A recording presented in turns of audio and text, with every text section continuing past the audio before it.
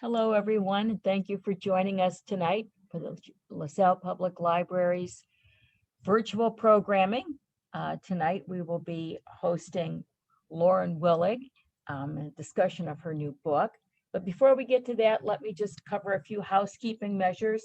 We will be recording tonight's program, and we will post it on the website, along with the other links that Lauren has furnished to us that enhance the background and the history behind her book. Just really quickly, next Saturday, we are hosting rock star Father Dominic, the bread monk from PBS fame.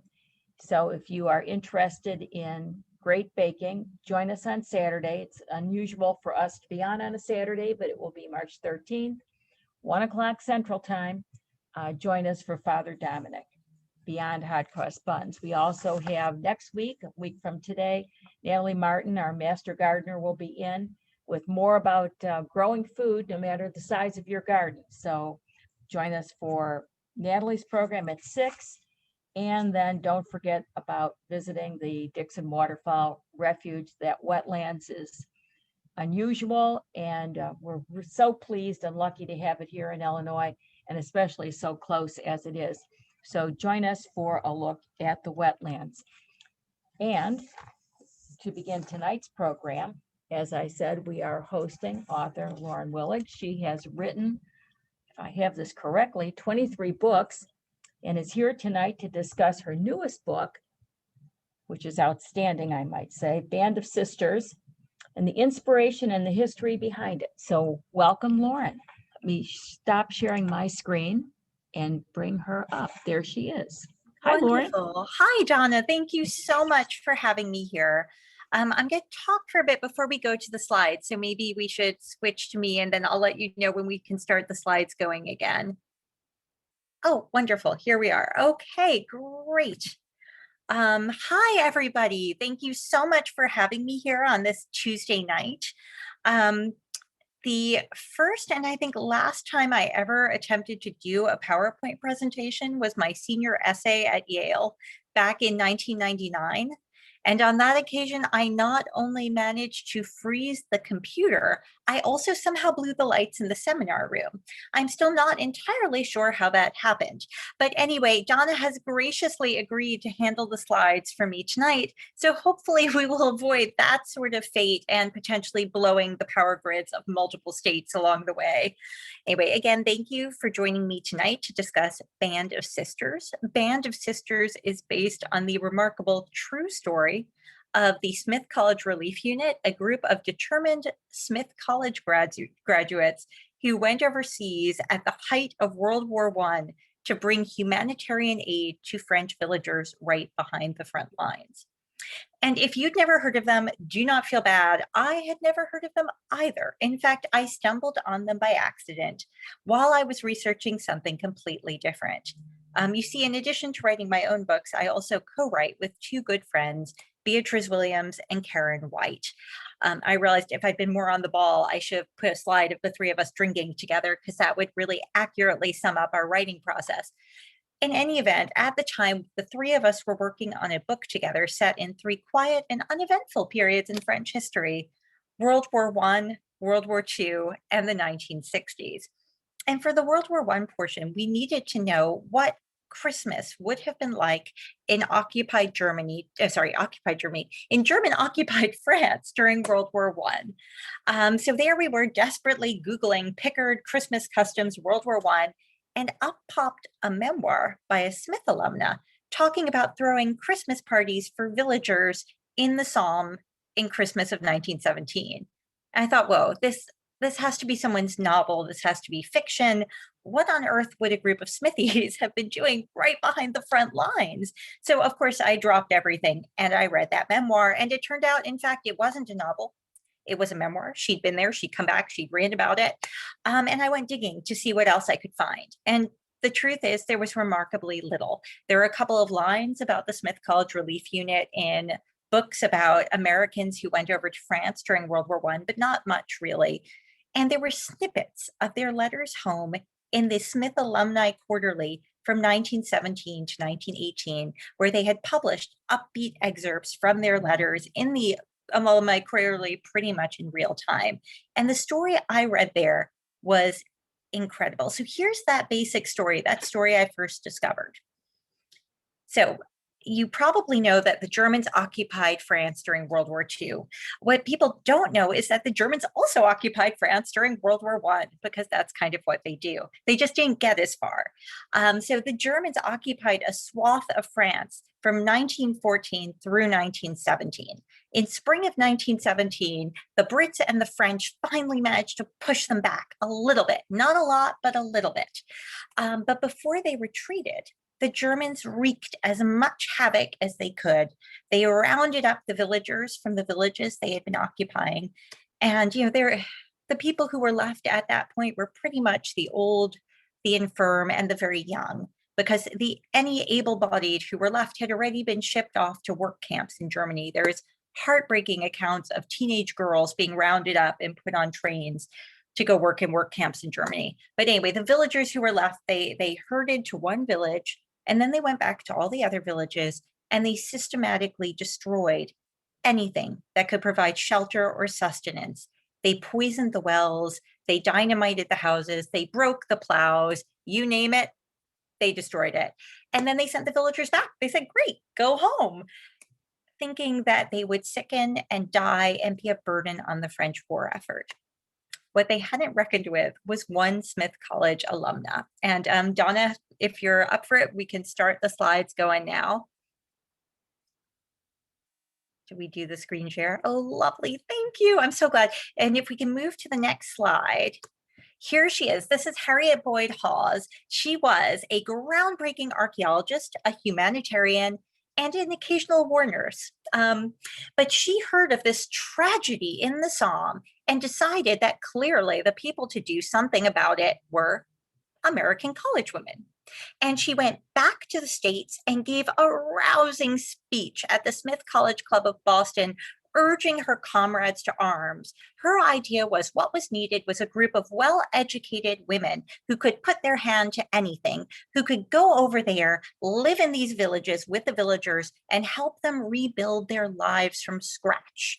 They would deliver medical care, social service work, restart education for the children, literally get the kids back into school, much as we hope to get the kids back into school now. They would rebuild houses. They would provide furniture. They would restart the agricultural base of the area. So all of this, the whole idea was to get a group of Smithies out there into the Somme, providing all these services to the villagers and rebuilding their lives from the bottom up. And people joined up.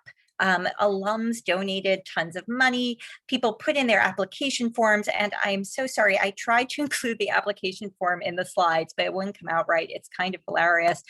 But anyway, they got a bunch of applications, and the speech was in April of 1917. By July of 1917, the unit was ready. There were 18 Smithies in their brand new uniforms of gray with touches of French blue, being given a grand send-off at the Smith College Club of New York before embarking on the SS Rochambeau. So if we can move to the next slide, here are the original members of the Smith College Relief Unit in their shiny new uniforms. These uniforms did not stay shiny long. And actually, one of the more amusing stories is, so as you can imagine, there was a great deal of work involved getting the Smith unit off the ground within 3 months.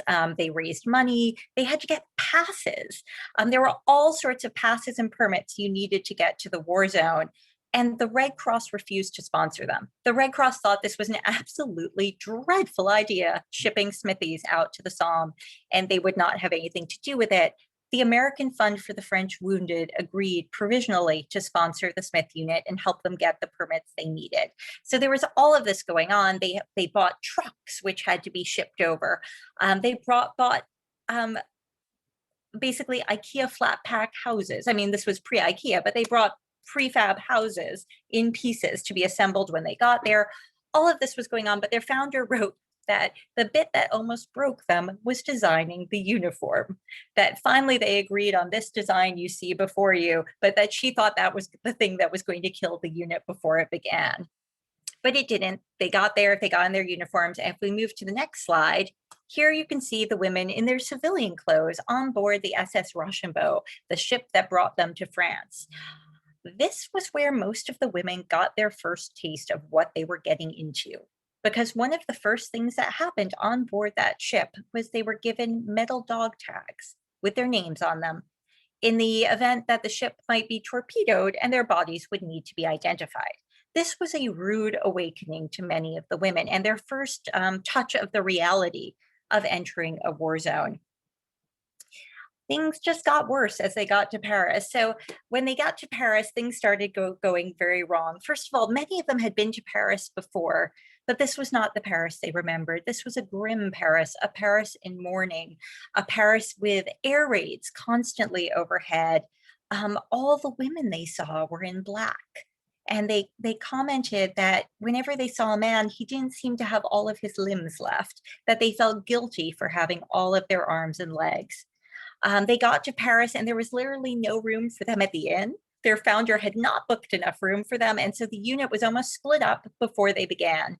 Fortunately, some canny soul managed to argue for an attic to use as a sort of dormitory, so they weren't split up. But they thought they were going to be able to leave for the front fairly quickly, but they were stuck in Paris for a while, partly getting permits and passing their driver's tests, but also because their trucks hadn't arrived and they needed their trucks to get to the front. And once they were at the front, their trucks were crucial for getting from village to village, delivering medical care, social services, and supplies. But the trucks did not come. And so the women were farmed out to various other aid agencies. Some made devices like splints for the wounded. Others did canteen work for the Salvation Army, ladling out soup and good cheer for the American and French soldiers heading out to the front. If we can move on to the next slide. One of the things they did while they were stuck in Paris was that they toured the American Ambulance Hospital at Neuilly.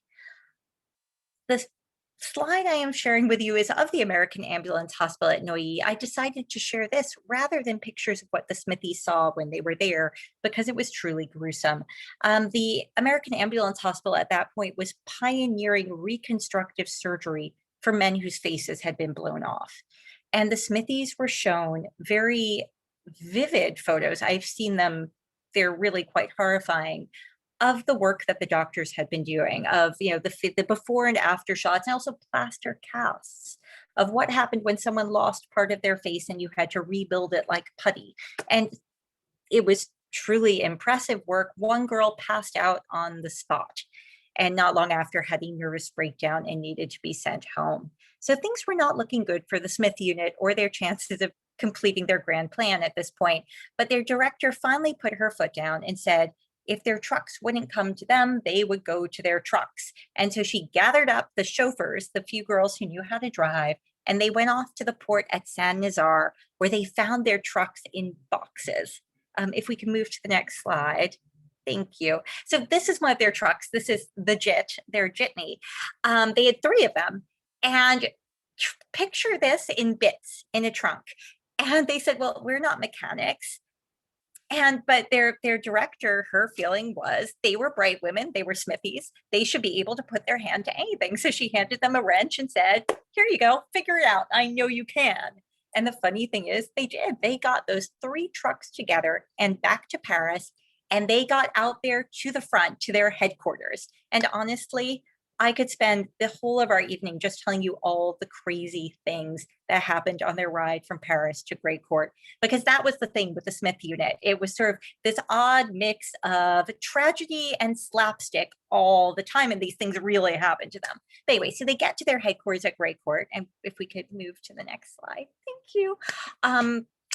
This was what their headquarters looked like. They were staying at the grounds of the Chateau de Robecourt, which had been very thoroughly dynamited by the Germans. You'll notice that all of the trees leading up to the castle had been chopped down. The Germans had depleted most of the wood in the area and shipped it off to Germany. There was an extreme shortage of wood, and everything that could be destroyed had been destroyed. The Smithies were staying not in the chateau itself, which was really quite uninhabitable, but in army barracks, as you'll see in the next slide. Thank you. These tiny little army barracks, there were 3 of them behind the chateau. Yes, this is luxury housing in the Somme. They had whisper thin walls, everything froze solid, and they were surrounded by lakes of mud, because anyone who has ever read anything about World War I, apparently the accounts of the mud were not exaggerated. That little barrack you see before you had 2 rooms, and in each of those rooms were 3 women. So there were 6 women living in that little barrack over there. But their situation was still much better than that of the villagers they were there to serve. If we move to the next slide, these are the inhabitants of the Basse Cour, the lower courtyard. These were the remaining villagers from the village of Grey Court who had found shelter in the cellars of the old stables. And you can see the stables there and the state they were in, where 21 people are living in there. Women, children, and the elderly are living in the basement of those stables and accounting themselves incredibly lucky that they have a bit of wall and a bit of a roof, even if they're sleeping in the mud in the floor. And it was they were doing better than the villagers in the other villages the Smithies visited. The women were shocked by the conditions they found. They thought they were prepared. Many of them had backgrounds in social service work. They had done work in urban slums, but it was nothing compared to this. I'll never forget, in one of their letters home, they talk about one of the villages they visited as having 50 children, not one of them well. The unit's doctor wrote home that in all her years of working in the slums of Philadelphia, she had never seen anything to equal what she was seeing in these French villages. And they had other problems as well. Their agriculturalist was delayed in Washington, D.C. This was the woman who was their agricultural expert, who was supposed to help them rebuild the agricultural base of the region, get seeds, get chickens and cows and pigs for these villagers who had lost everything and needed to rebuild their farms. Most of the women were nice upper middle class women who had never had a close personal relationship with a chicken or a cow. But because their agriculturalist had a job at the Department of Agriculture in DC, she couldn't go away until November. And so they had to do without her and try to figure things out. So they bought 74 roosters instead of 74 chickens, and then couldn't figure out why they weren't laying eggs. There was also an incident with what they thought was a bull that turned out to be a cow. They were having a lot of problems. And to make matters worse, within 2 weeks of their arriving, one woman had a nervous breakdown. The same woman who had fainted at the American Ambulance Hospital in Neuilly had a full-on, what the French call crise de nerfs, and had to be sent home. Another woman found out her mother had died and had to go home. And their director, the founder of the whole project, the woman with a vision, the woman who got their trucks to them when got their trucks when the trucks wouldn't come to them, abruptly resigned and left out of the blue. Their assistant director was their senior doctor. She was a very good doctor, but she had no interest in administrative work. And it might have all floundered there, but the unit got very lucky. They appointed as assistant director a member of the unit who, it turned out, had a genius both for organization and for managing temperaments and getting along with everyone while not offending people. And thanks to her, the unit continued their work through really dreadful conditions. One of their inspirations, and if we move to the next slide, was a traveling store. They would pack their truck with goods. Part of the founder's original plan was they didn't want the French villagers to feel like charity cases. They didn't want to beggar them. They wanted to get them back on their feet and let them be the proud people they always had been.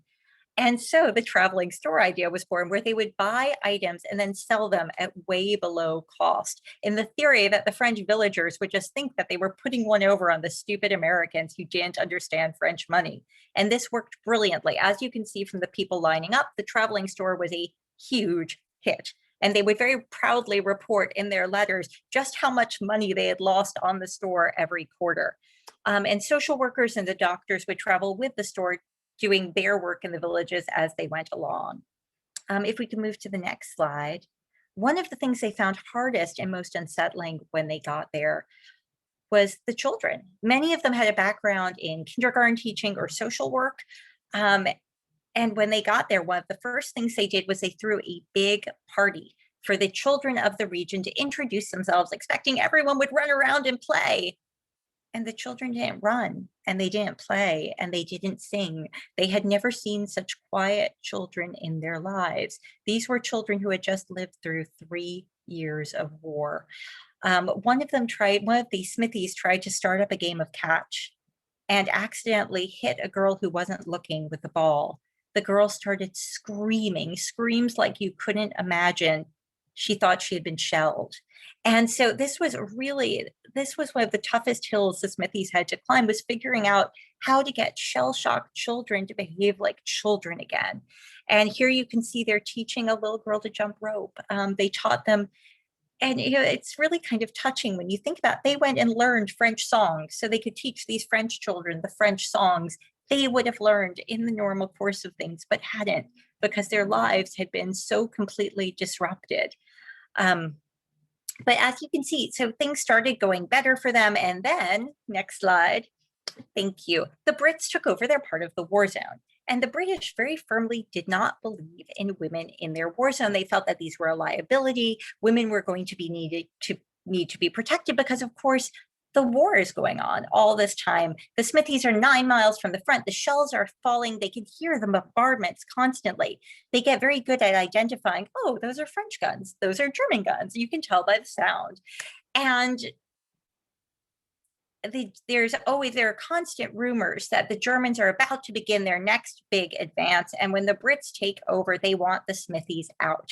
But by that point, the Smithies have become so popular, both with the French and with every neighboring American and Canadian and English officer, that people petition the Brits to let the Smithies stay. And so I couldn't resist including this photo. Here are the Smithies dining with the Brits while they're doing their charm offensive to try to persuade them to let them stay. You have to admire those World War I mustaches that do look like someone is balancing a slug on their upper lip. But so the campaign works. The Smithies are allowed to stay. Oops, and we can move on to the next slide. This is just, I wanted to give a little taste of the letters I was reading. This is just one of their letters home talking about how basically if the Brits do let them stay, they're going to be the only women left in the war zone because everyone else is made to go. Oops, next slide, please. Thank you. Anyway, so that's the story. That's the story that you find when you read the bits of the letters that are available in the Alumni Quarterly, or you read Ruth Gaines's memoir, The Ladies of Great Court. But there were some really big gaps. The letters in the Alumni Quarterly, they were the greatest hits version. They were the perky bits, the happy bits.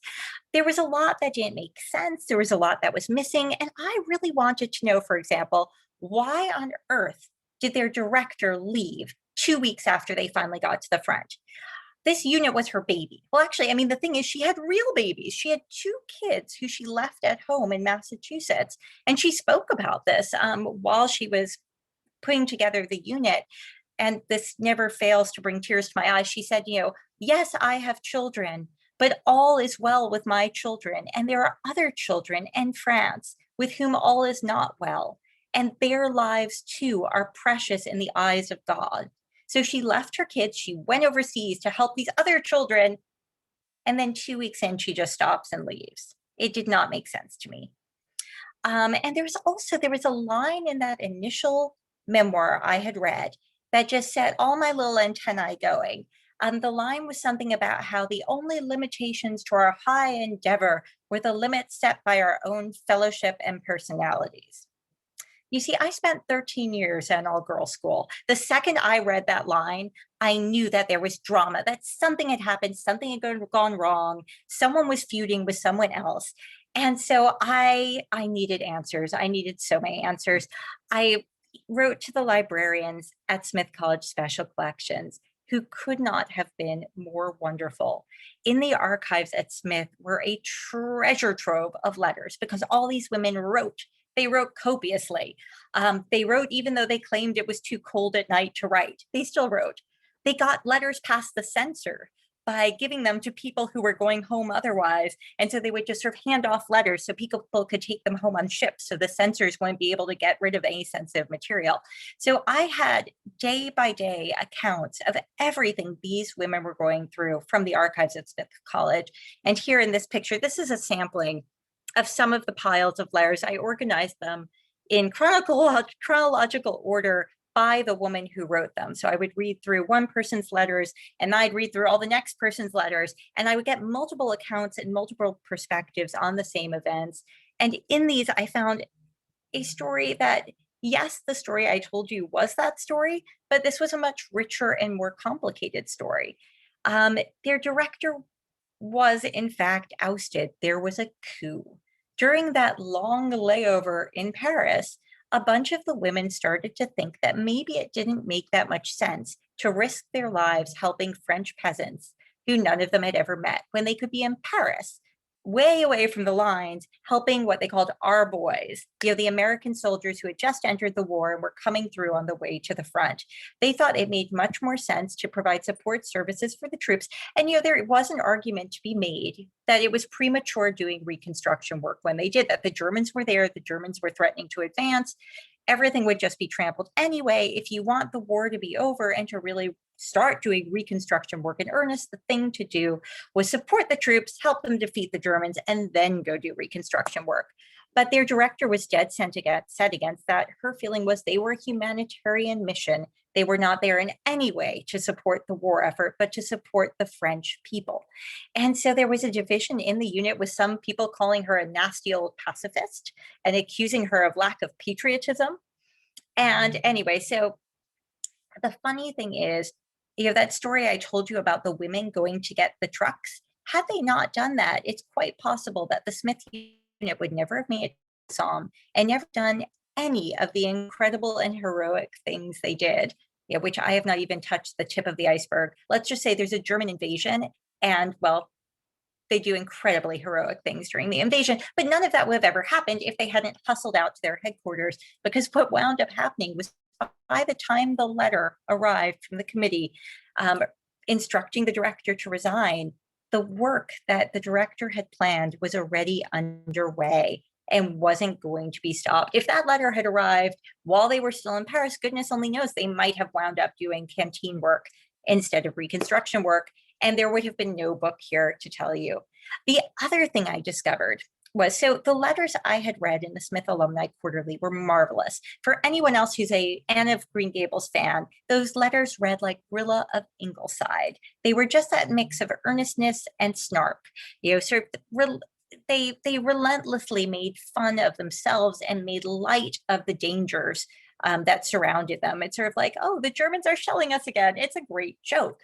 But once I started reading the private letters, there were some letters that weren't like that. And there was one woman in particular whose letters really touched me because she was afraid, and not afraid to write home about it. It wasn't the ha ha ha, the Germans are shelling, let me make an amusing story about it. It was, the Germans were shelling and I was so scared. I took out my little sip of my little silver flask of sherry, and I took a few sips to give me courage. If we can move to the next slide. Thank you, Donna. This is one of her letters that really resonated with me, that she was talking about the lack of privacy. She wrote, the hardest thing is lack of privacy. The other night, I had a fiendish attack of the blues and I wanted to bawl, but my shack was full as usual. In desperation, I sneaked off after dinner. She wrote home about being lonely, about not having come with a friend, as many of the other women did. She wrote about the girls who were nice and the girls who were not so nice, and just how hard it was to be in a group of people and be afraid and alone and not be able to share that with anyone. And those letters, just, they added so much texture to this for me, that someone who felt that way nonetheless stuck it out and did all the things she did. So you see, most of the women, they were on 6-month contracts, and some people did leave after the initial 6 months. This woman stayed, and she was there for the German invasion, despite the fact that she was really struggling and having a hard time. And so once I read these original letters and I realized the real difficulties they'd been facing, how genuinely scary It was scary and cold and lonely, and the social dynamics were hard, as they always are in any group of strangers who gets together to live very intimately together. And on top of that, the feud, the faction, their director being forced to resign, it made what they accomplished all the more impressive. And that's the book, all of this is the book that you will hopefully hold in your hand and read. Because what I did was I took those letters, and those letters became the basis for Band of Sisters. It's the closest I've ever come to writing biographical fiction, because everything you read in that book actually happened and is drawn in one way or another from the letters they sent home with their on the spot accounts of their experiences. The one very large liberty I took was I replaced the real people with my own fictional characters. Some of them are entirely fictional, like my two heroines, Kate and Emmy, and some are fictionalized versions of the real people. This woman whose letter I just shared with you, she became Alice Patton in my book, the woman who is the most afraid and the most lonely and has the hardest time of things, aside from the one who had a nervous breakdown, went home. But so there are some of my characters were very directly inspired by these letter writers, but I did not want to I did not want to take the real women and share their personal stories under their own names, because among other things, so one of the funny things I found while I was reading these letters was that after bits of their letters started appearing in the Alumni Quarterly, many of them started writing home saying, "Stop sharing our letters. I wrote to you. I didn't write to the world. This was meant to be private. What on earth are you doing sending this to the Alumni Quarterly? Those were my personal feelings intended for you." And I took that very much to heart when I was reading these letters. Like, I might mine them for details. I might use these personal feelings for my fictional characters, but I didn't want to put their real names on it and betray their confidence, even all these years later, even though they're long gone. I wanted to respect their privacy. So that is the real story behind Band of Sisters and how Band of Sisters came to be. How are we doing on time? I'm sorry, Donna, I don't have a clock on me. Do I have time to ramble for a few more minutes, or should we move to questions? Ramble on, we're fine. Carry on. Great. Thank you. So why is this important? Why does it matter that we bring the story of these amazing, true, forgotten American heroines back to light? I think it matters because we have a very male-centric vision of World War I. That was so much so that when I first stumbled on these women, I assumed they couldn't be there. I assumed there weren't women in the war zone doing these sorts of things. And one of the things that I discovered as I was researching Band of Sisters was that, in fact, there were many women in the war zone, and not all of them working as nurses, that there were, in fact, a number of humanitarian missions underway. And I think that the Smithies are the most unique and the most fascinating of the lot of them, but they were not the only ones. Anne Morgan, the daughter of J.P. Morgan, was out there doing relief work not far from the Smith College Relief Unit. They were very jealous because she was living in a chateau with a roof with wallpaper and having tea from an actual teapot while they were roughing it. But she was there also doing Reconstruction work. Not long after the Smith unit went over, so did Helen Clay Frick, the daughter of the financier Frick, who also funded her own expedition. And there were scores of others. And in fact, the Smith College Relief Unit inspired a bunch of other women's college relief units, including the Wellesley College Relief Unit and the Vassar College Relief Unit. So they were not, as much as I would like to claim that they were utterly unique, they weren't outliers. But we've lost that side of the war. And one of the big shocks while I was researching this book was I discovered that, in fact, the Smith unit had been a media sensation in their own day. This was a very deliberate ploy on the part of their founder, who was an incredibly canny woman, even if she did get herself ousted. But part of her plan was that this was not just a way to help French villagers. This was a way to advance womankind. Because you have to remember, this is at a time period when women still don't have the vote. While the Smithies are in the Somme, the vote for women passes in New York. And one of the New York women writes home about how the New Yorkers in the group are celebrating and crowing over the women from less fortunate states who still don't have the vote. But their founder is very explicit about the fact that this is not only to help French villagers, this is to show the world what the American woman can do. And if you show the world what the American woman can do, possibly the American woman will get the vote because she will have proven herself resourceful and responsible. So there was a lot riding on these women. They knew that if they succeeded, the possibilities for women's suffrage were great. They also knew if they failed, they were failing more than just themselves and the villagers they served.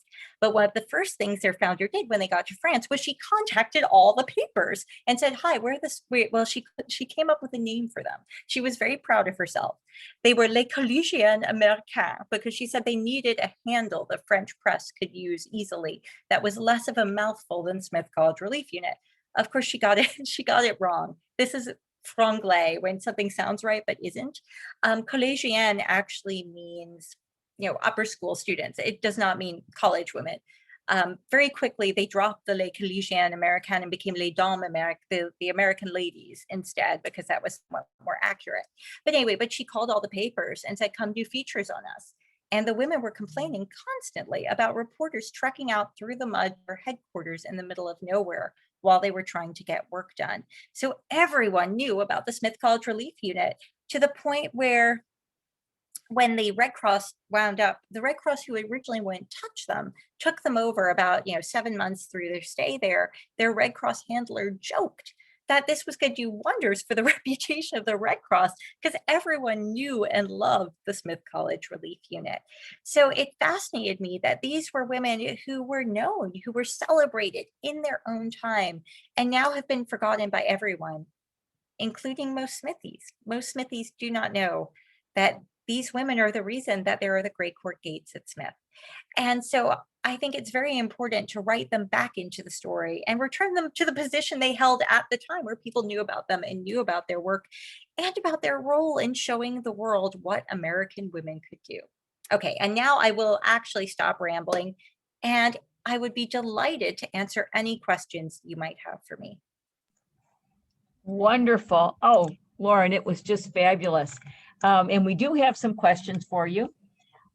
Let me just take off from what you were just talking about.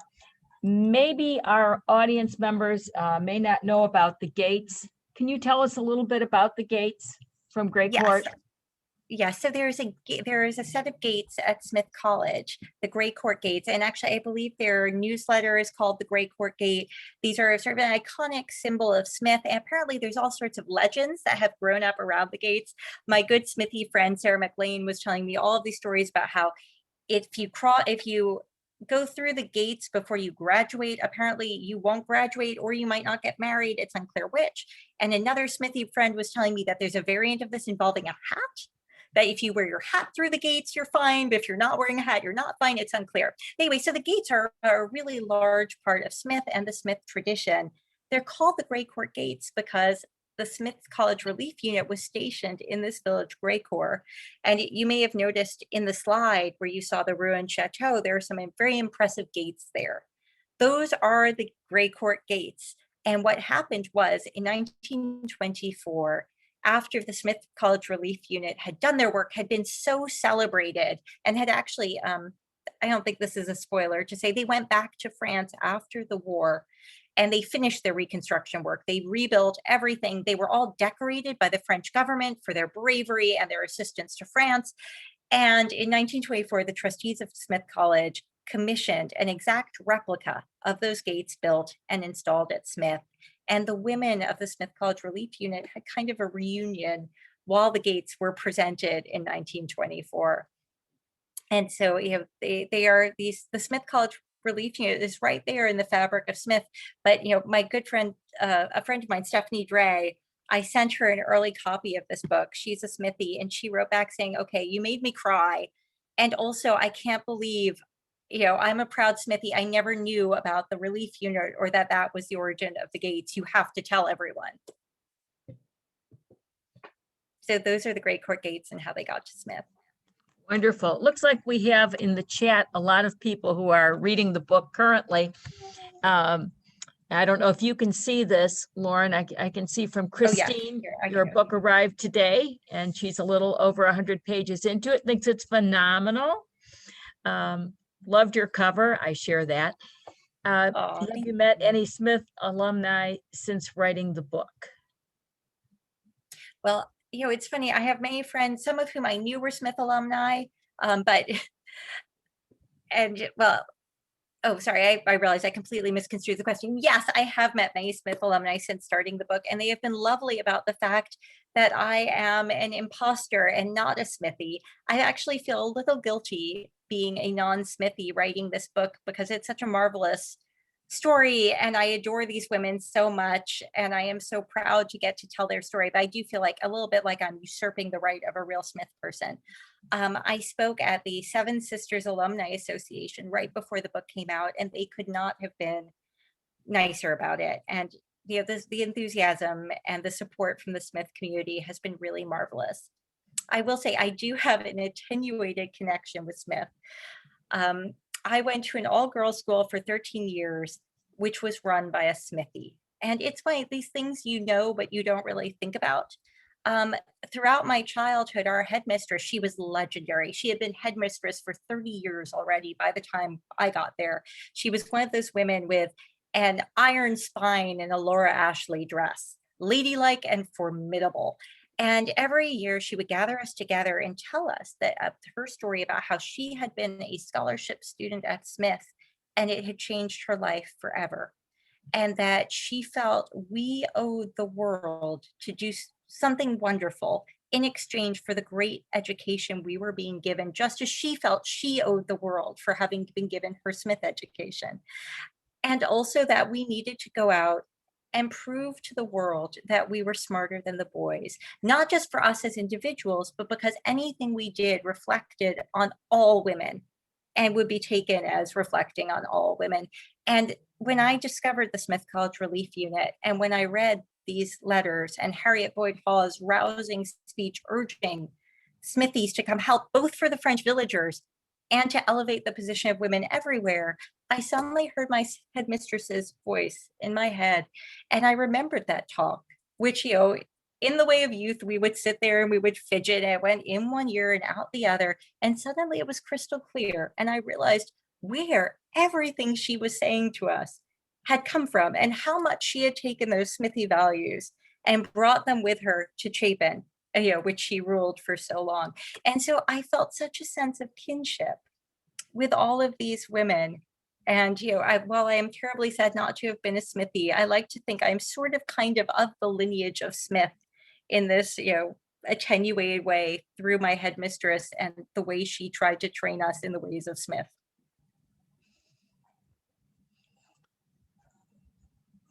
Okay. I'm also looking at Christine saying that she was fascinated about the facial reconstruction with the doctors. Did you go beyond your Smith archives and research into medical history of that period? How did you construct that? I did. And I looked up what they were doing at the American Ambulance Hospital at Neuilly. I tried to figure out from their letters exactly what pictures they were looking at, because there are some descriptions in their letters home about what they saw there. And there have been many articles written about the surgeries that were being done there at the hospital because they were really groundbreaking. They were taking bits of, at the time it was amazing, bits of leg bone and using it to rebuild the bones in people's jaws. And there are very graphic before and after photos that you can see in these articles that have been preserved, that some of which were probably the photos that were shown to the Smithies there on the spot of people with their faces blown off. And then, a month later and 2 months later, as the bone grafts and the skin grafts are beginning to take, and you watch these people basically growing new faces. And it's like something out of a Frankenstein movie, except it's not Frankenstein. These were real people and their faces were being rebuilt for them. For a previous book, I had researched the metal masks that were painted by Anna Ladd to cover destroyed faces, but I really hadn't known much before this about reconstructive surgery. So yeah, that was one where I sort of went off track to try to figure out what it was they were seeing that had, and it affected them all differently. And that was one of the things I found so fascinating, because I was really interested in, first of all, what makes different people decide to up and go to a war zone? What drives a nice, comfortable, upper middle class American woman to go across the sea to do humanitarian aid in the Somme? but also how do different character types react to the same situation? And that experience at the ambulance hospital at Neuilly was a really a clear example of that, because some of the women were just, it was, they talked about how wonderful and terrible it was, that the primary feeling was admiration, that yes, this was a horror, but my God, the miracles of science. And others were just completely grossed out.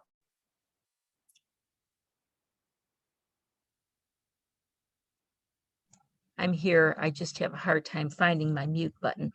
Uh, That's happened to me too. yeah. Pam's asking, how long did you research for this book? About a year. So it was very different from my usual research process. This was my 21st book. What I usually do is I start with the secondary sources, and then I try to claw my way back to the primary sources and desperately hunt for any scraps of primary source material I can find, because often there may not be that much from whichever period I am researching. The book I wrote before this, The Summer Country, was set in colonial Barbados, and sort of finding the sort of primary source material I needed was very difficult, and it was very hard to piece together. And I was triangulating around absences and reading a lot of secondary sources about triangulating around absences. But anyway, but in this case, I had the opposite. There was a real dearth of secondary sources about the Smith unit. And I found myself with this giant pile of primary source material. So I spent 3 months doing nothing but read through their letters home, because the amazing archivists at Smith College Special Collections, I mean, thank goodness for librarians. You guys are the best people. These archivists, I could not go to Northampton. I had a 1-year-old and a 5-year-old. There was no way I could get away for that sort of length of time. They digitized thousands of pages of material for me. And I printed it all out in these ginormous piles and organized them by letter writer and by chronology within letter writer. And then I would go and take them to my favorite Starbucks where my kids couldn't find me. And I would sit there reading through and, underlining and putting in little sticky notes. And that was about 3 months of doing nothing but reading their letters. Really an amazing background on this. I know you had commented about the amount of letters that you not had to wade through. I'm sure it was Oh, it was a riveting. treat.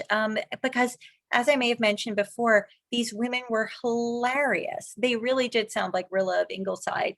Everything was a joke. Everything was grist for the mill. They had the art of funny complaining down, where they would write about their tribulation, like, let me tell you this funny story about all the bad things that happened to us today.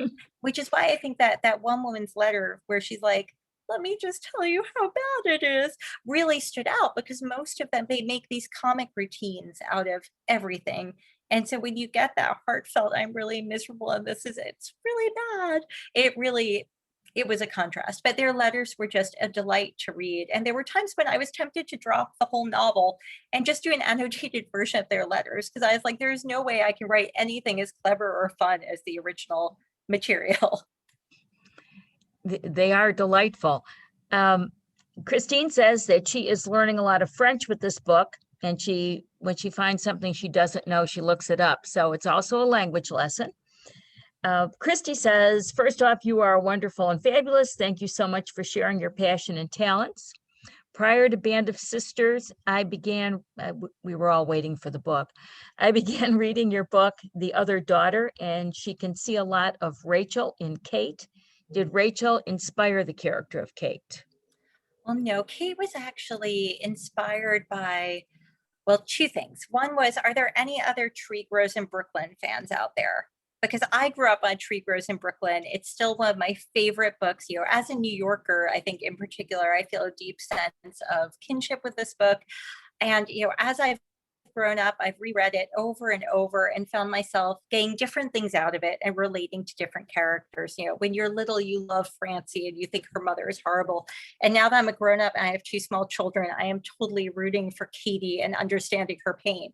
But anyway, so Kate was very much inspired by Francie Nolan in A Tree Grows in Brooklyn, in that, she is a bright kid in the slums of Brooklyn. I switched In this one, Kate has an Irish American mother and a Czech immigrant father. It's the other way around in Francie's family. But anyway, but she is a child of immigrants in Brooklyn who's bright and lives in the library and gets a scholarship to Smith, and suddenly finds herself not belonging to either world, to the world she grew up in or to the upper middle class Protestant world she now finds herself in. Because where Kate was inspired by the letters was one of the things that struck me immediately in reading that first memoir was the difference in tone used by the author when referring to the only Catholic member of the unit. There was a definite sort of those people tone to it. And when I got my hands on their original letters, the anti-Catholic sentiment was even stronger in some of the private letters, not in all the members of the unit, but in a couple. And then I went, one of the things I did while I was researching this book was I read up on the history of Smith, and I read a lot of books about life at Smith at the turn of the century. There are some novels actually that were written by Smithies around this era about the time of a girl at Smith. And so I read all of those and all that.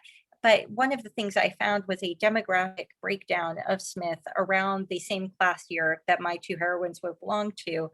And in that class, I try to remember the exact numbers now, it was a while ago. I think there were 5 Catholic women and 1 Jewish woman. And this is, for comparison, there were 50 Baptists. I mean, you don't really think of Baptists as a big category in Massachusetts at the time, but there were far more Baptists in this Massachusetts school than there were Catholics. Because I think we forget this is an era of, no Irish need apply and intense anti-Catholic sentiment. And immediately, that's when my brain started going. I started thinking of Francie Nolan, who was also a bright girl who uses her smarts to sort of be upwardly mobile. But what happens to a Francie Nolan who winds up at Smith? And that was where Kate was born. Wonderful. Do you have any input on your book cover? It's gorgeous, and I agree. That's from Christine. Can you tell us about that? Yes, and actually, I used to joke that with my covers, I have the right of approval, which means I have the right to say, "Ooh, that's pretty." But with this cover, I actually really put my foot down, because the first cover I was sent had sort of a ambulance with a woman in kind of World War II outfit with a band with a red cross around her arm. And I was like, no. And full credit to the William Morrow art department. They asked me what I wanted on there, and I sent them images, and they created this amazing cover of it. So everything you see on this cover is something that actually was part of the Smithies real time there. Those are women in the actual Smith uniforms. The art director asked me if I could send her pictures of the uniforms, and there are uniforms in the costume archive at Smith, like actual surviving uniforms, and they have pictures of them online. So I sent pictures of the uniforms to her. That's one of their trucks with villagers outside it, and that's an airplane. Of course, they were constantly writing home about the aerial battles occurring overhead. They become very inured to them. Actually, one of my favorite little details is their aviator friends will just randomly fly by and drop messages for them attached to long streamers. And then the Smithies would have word cards, which they would lay out on the lawn to answer so the aviators could see up ahead. So there's the plane. And of course, you can see right there, the Grey Court gates. So I am so grateful to William Morrow for making this cover what it is and making it really, truly accurate, which does not always happen with covers. So many times. This is just lovely. Someone else who isn't identified, at least in my chat, said fabulous presentation. Thanks for being with us. And she hasn't read the book yet, but it's on her must list. Christine asks if there is a museum that has information on Smith Relief. She would like to see more history on it.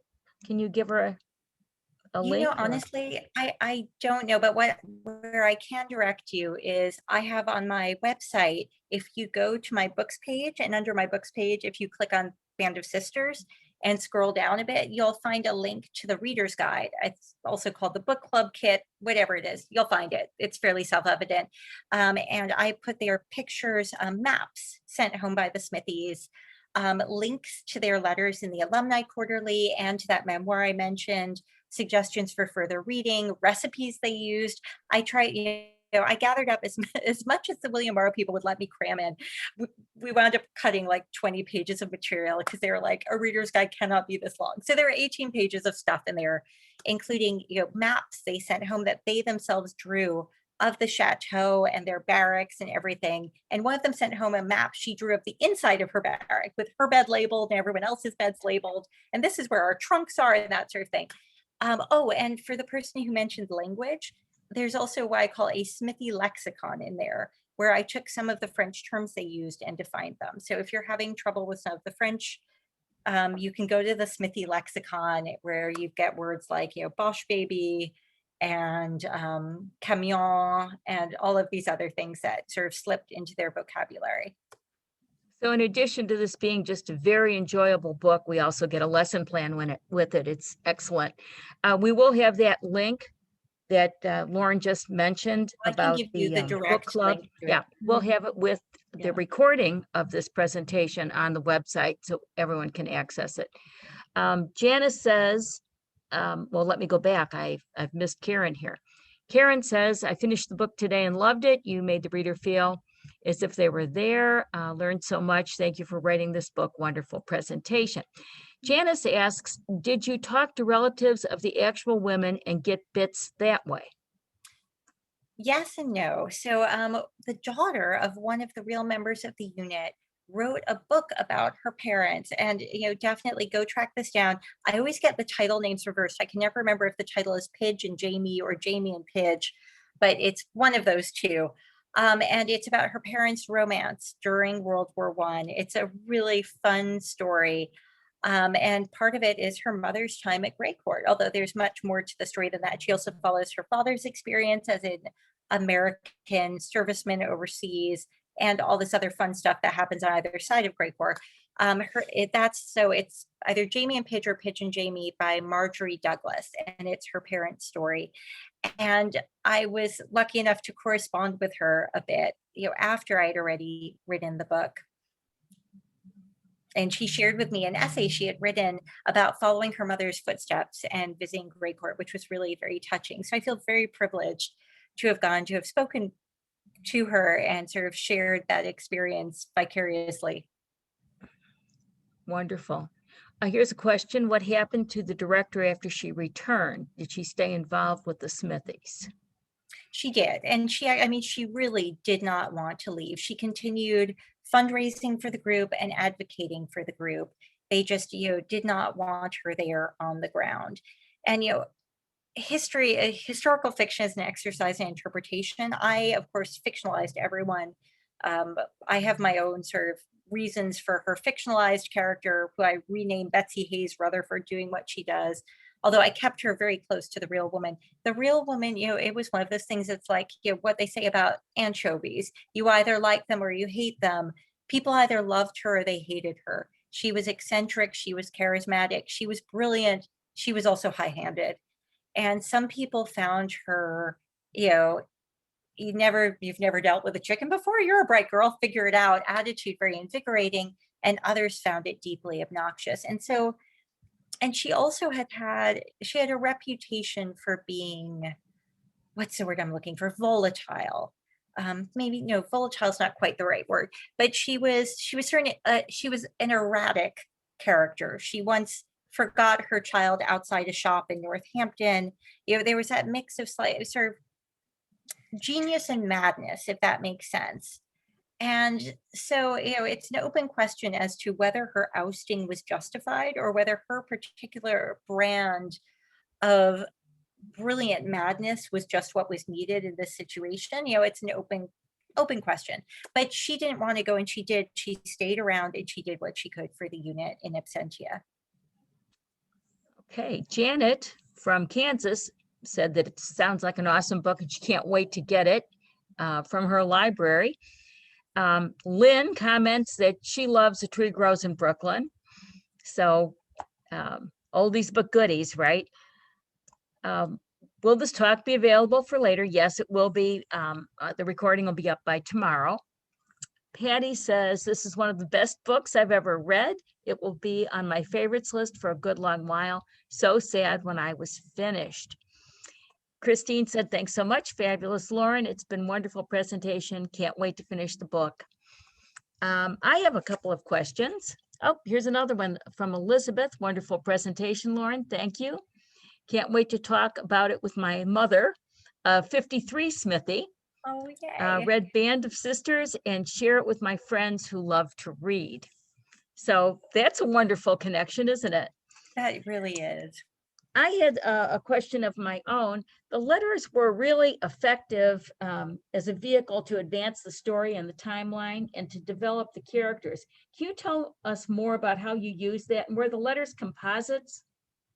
Yes. So for those who haven't read yet, I start every chapter with a bit of a letter home from one of the women in the unit.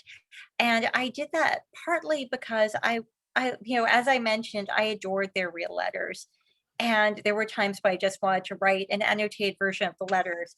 And so I wanted to share that experience, the experience of seeing this amazing adventure through so many people's eyes and getting that personal touch and the tone of the letters. I really wanted to capture the tone of the letters. And that's why I put an excerpt from a letter at the beginning of each chapter. It also, because we were so firmly in the viewpoints of my two heroines, it also gave me a chance to get into other people's heads and give you a little glimpse of the way they view the situation. Because of course, everyone is the heroine of her own story. And so, what may seem right to one person is wrong to another. So I wanted to give my side characters a chance to get their word in, because otherwise we only see them through my heroines. They are composites. So some of them are entirely, I built them out of whole cloth, but they're entirely my invention. Others are very closely paraphrased from real letters. I used to be a lawyer, so I still think about this stuff in terms of copyright law. The letters that were published in the 1917-1918 Alumni Quarterly are in the public domain. The private letters and the letters published in a 1968 pamphlet are not. So where there were phrases from the real letters I really wanted to use, there were a couple of ones that were in the public domain because they had been published. And those I took and incorporated lines from those letters into my fake letters. Where lines were in the bits that were not in the public domain, I paraphrased and did the paraphrase instead. So I mean, these are a pastiche of the actually real, the close to real, and the entirely made up. Wow. Were there other women's groups, American women's groups who worked behind the lines in World War I who were not medical units? Yes, I mean, like I said, there were other Reconstruction missions in the Somme, including Anne Morgan and Helen Clay Frick.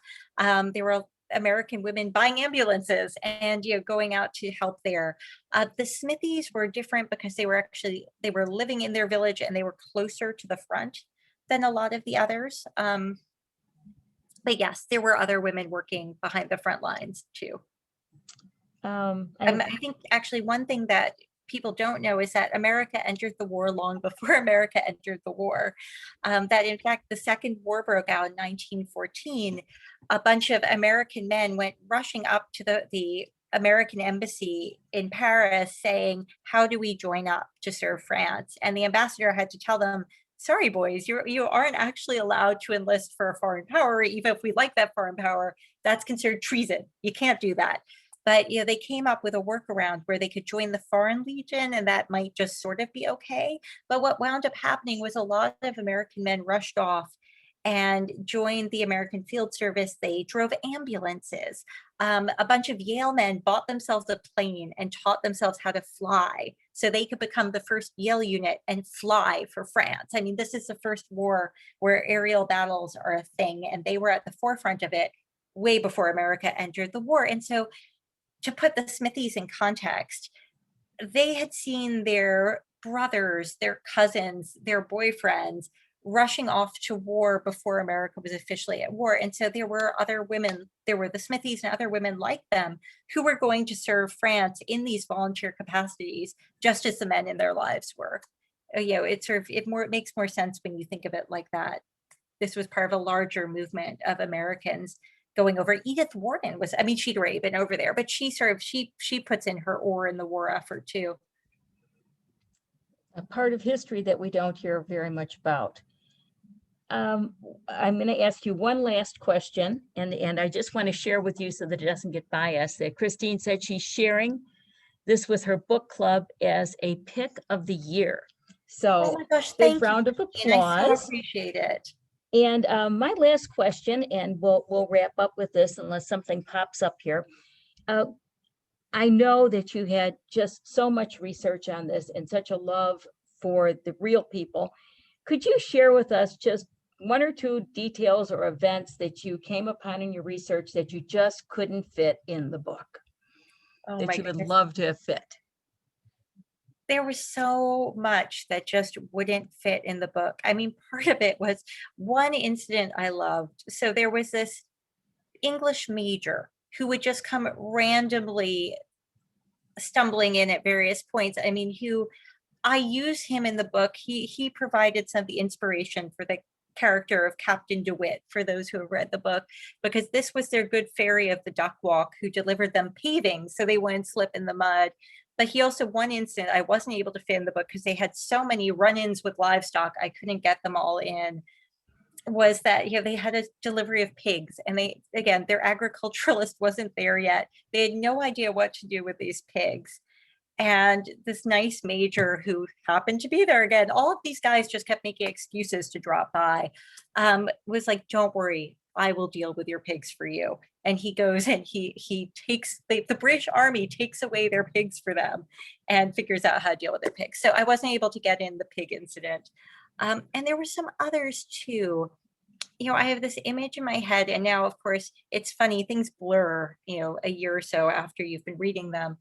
Um, the women went back and forth a lot more than I was able to put in the book. There's a lot more travel back and forth between Paris and their headquarters. And there was one story I really wanted to use in the book where the assistant director of the unit was trying to get to Paris for a shopping trip to buy things for the kids. And she gets stuck at this frozen train station in the middle of a freak snowstorm. And there are all these crazy things that happen while she's stuck at the train station.